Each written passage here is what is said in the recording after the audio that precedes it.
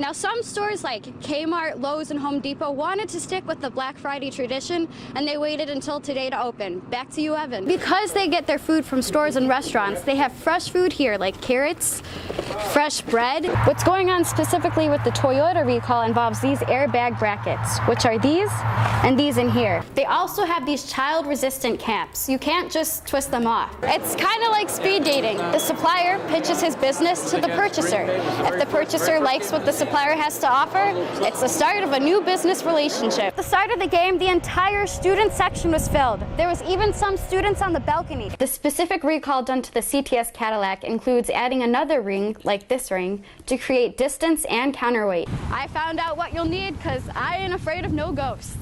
And if they notice a major problem with the bus that needs to be fixed immediately, it gets a red tag. Thanks, Siobhan. I'm here in Watertown Township in front of the building where auto supplier Kirchhoff Van Rob will be opening next month. Gunshots, looting, and tear gas. A week ago, you never would have imagined this was the scene from a St. Louis, Missouri suburb.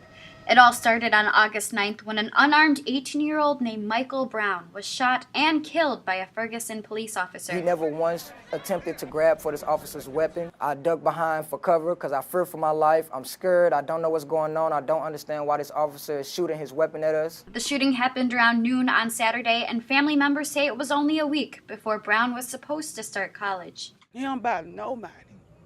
My son graduated from high school. He don't bother nobody. He was a good kid. He was a cool kid. You know, he wasn't no troublemaker. He was always quiet. Hands up! Hours later, upset neighbors began to protest, angered by Brown's death. But protesters are saying this isn't just about one man. It's about an injustice affecting the entire St. Louis area. This is not one specific person. This is not one specific area's issue. This is everybody's issue. Peaceful protests soon turned into nights of anger and unrest. This community is very, very mad right now. This officer needs to be to jail. No bail, no pay, none of that. He was like this. He was saying, please don't shoot me anymore. So where do me as my people, where do we go from there? One of the many questions people are asking since the day Brown was killed. Amanda Gilbert, News Channel 5. He's got a camera. These 4 exchange students are from Germany and Japan, and it's their first Black Friday ever. We woke up at 4 o'clock and then left the house like 5 or 5:30. Yeah, 5:30. So it's been a long day. When they arrived at their first store, there was such a big line. It was, wow. But the line of shoppers was actually smaller this year than in the past, because for the first time, doors opened Thanksgiving night. You know, yesterday the turnout was amazing. We were pretty packed in here. And the change meant more business for stores across the country. Sales were just spread out instead of at one specific time. But many shoppers aren't happy the Black Friday morning rush may be ending. Kind of feel like it takes away from people spending time with their families on Thanksgiving. I think it's kind of weird because it's called Black Friday. Wouldn't you think it would be on Friday? Now it's kind of like you never know what, you just kind of go from store to store to see what's left. The other problem, workers like this guy had to work both long shifts last night and today. I do feel bad for the workers that are kind of forced or pressured into working on a holiday. Although many customers seem to be unhappy with the change, it didn't stop a lot of them from heading to the stores. Like, so many people. Amanda Gilbert, 6 News.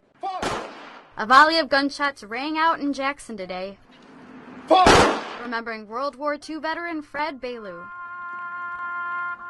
a man that inspired generations. He made a big mark on a lot of people. He saved a lot of lives. I wouldn't be in the military today if it wasn't for my grandfather. A grandfather and hero that must not be forgotten for his service years ago. He volunteered to do one of the toughest, most scary things you can think of. A paratrooper doesn't jump out of an airplane. He jumps out of an airplane behind enemy lines, and nobody's coming to help you. But helping people was what Fred did best. As we grew up, everything he did, he never turned nobody down. He was nice to everybody. His family says Fred would want all World War II veterans to be remembered. Yeah, we didn't just lose my dad today. We're losing a lot of heroes. The World War II generation just did amazing things. It was literally a conflict that encompassed the entire globe, and it shaped and changed every country on the planet. Fred was awarded 2 Silver Stars and 2 Bronze Stars, but his family was his real prize. A hero to us was Dad. He was a hero, even not knowing about war stories. He was just our hero. Fred was 91 when he died, but like this tribute in his honor, Go right that way. the hero stories and legacy will live for many years to come. Amanda Gilbert, 6 News.